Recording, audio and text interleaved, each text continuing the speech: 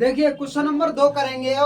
इसमें कह रहा है कि एक द्विघात बहुपद ज्ञात करें, मतलब हमें अब द्विघात समीकरण ज्ञात करना है जिनके शून्यांकों का योग तथा गुणनफल क्रमशः दी गई संख्याएं हैं। मतलब प्रश्न कह रहा है कि जो आगे तुम्हें संख्या दी है, जैसे प्रश्न नंबर फर्स्ट में दिया है, दूसरे के फर्स्ट में 1/4, तो जो संख्या दी है ये पहली संख्या तो शून्यांकों का योगफल है। तो शून्यांकों का योगफल होता क्या है वैसे सूत्र? Alpha plus beta. तो अल्फा प्लस बीटा मतलब पहले कह रहा है शून्यांकों का योग, तो पहली संख्या होगी वो अल्फा प्लस बीटा होगी, तथा गुणनफल तो दूसरी संख्या होगी वो अल्फा गुणा जिस शून्यांकों का योगफल और जे शून्यांकों का गुणनफल है। तो यहां लिखेंगे शून्यांकों का योगफल अल्फा प्लस बीटा बराबर सवाल में दे रखा है 1/4, और यहाँ अगले लिखे हैं शून्यांकों का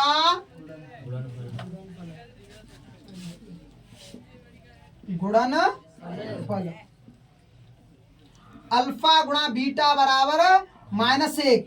ये दूसरी वाली संख्या दी है वो गुणनफल है, और पहले लिख के दी है वो योगफल है। तो पहली वाली संख्या अल्फा प्लस बीटा बराबर 1/4 और दूसरी वाली संख्या अल्फा बीटा बराबर -1। वैसे एक बात बताइए, शून्यांकों का योगफल होता क्या है? चाहे यहां मत लिखो, चाहे अगली लाइन में लिखो, शून्यांकों का गुणनफल। नहीं बनी रहने दो जी, नहीं ठीक है। शून्यांकों का गुणनफल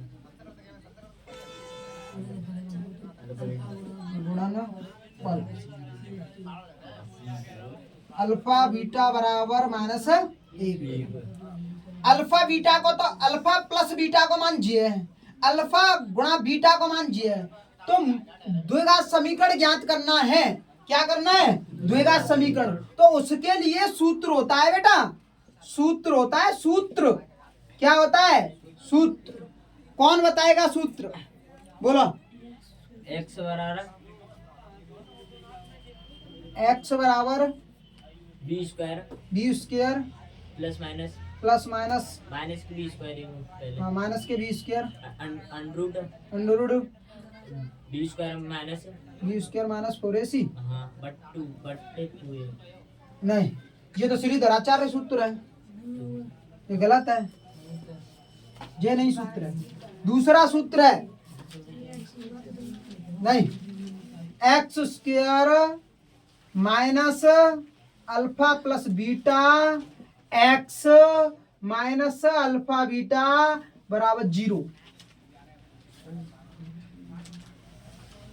इस सूत्र में अल्फा प्लस बीटा का मान रखिए, अल्फा बीटा का मान रखिए और डायरेक्ट समीकरण प्राप्त करिए। तरीका एक और भी है कि यहां से ए और बी और सी के मान निकाल लो और आंसर निकल के आ जाएगा, लेकिन ये सबसे ज्यादा सरल है, ये सबसे ज्यादा सरल है।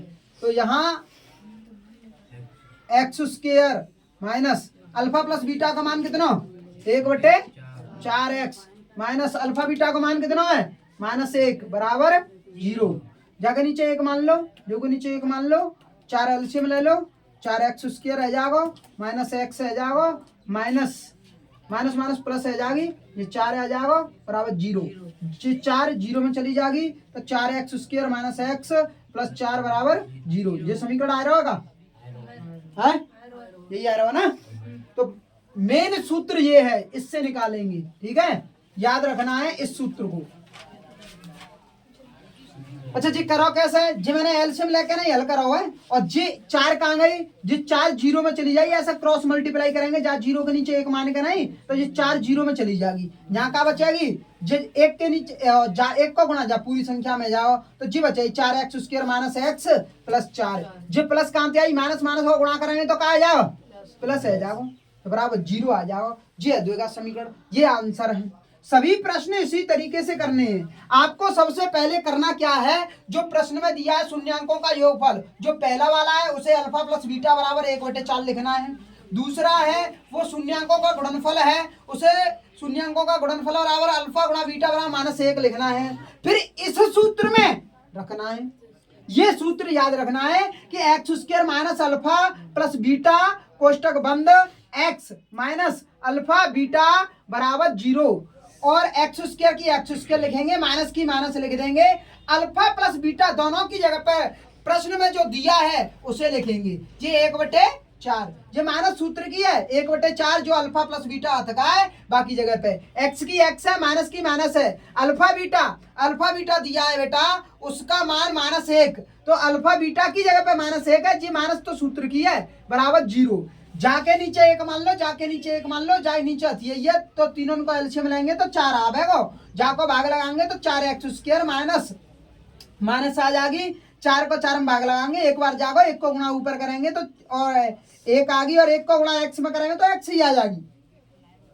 अब माइनस माइनस प्लस आ जाएगी, प्लस लगा दीजिए। अब 1 को भाग 4 में लगाए, 4 बार जागो, 4 को ऊपर 1 में गुणा करेंगे तो 4 आ जाएगी, बराबर 0 के नीचे 1 मान के क्रॉस मल्टीप्लाई कर दीजिए, 4 जो एलसीएम लेके आई वो 0 में चली जाएगी, 0 में गुणा है जाओ बाको, और 0 है जाएगा वो, और 1 को गुणा जब पूरी ऊपर वाली संख्या में करेंगे तो वो 1 न्यों की तो ही पूरी संख्या है, 4x² माइनस x प्लस 4 बराबर 0। ठीक है क्या नहीं, समझ में आ गई।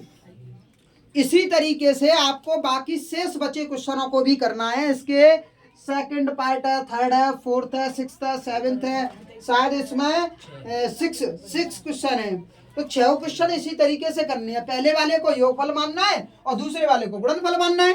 ठीक है कि नहीं। और ये सूत्र इसमें बस नया ये है, ये सूत्र याद है तो सवाल बहुत ज्यादा सरल है, ये सूत्र याद है, तो सूत्र याद नहीं है तो सवाल बहुत ज्यादा टफ हो जाएगा आपके लिए, करना इम्पॉसिबल हो जाएगा।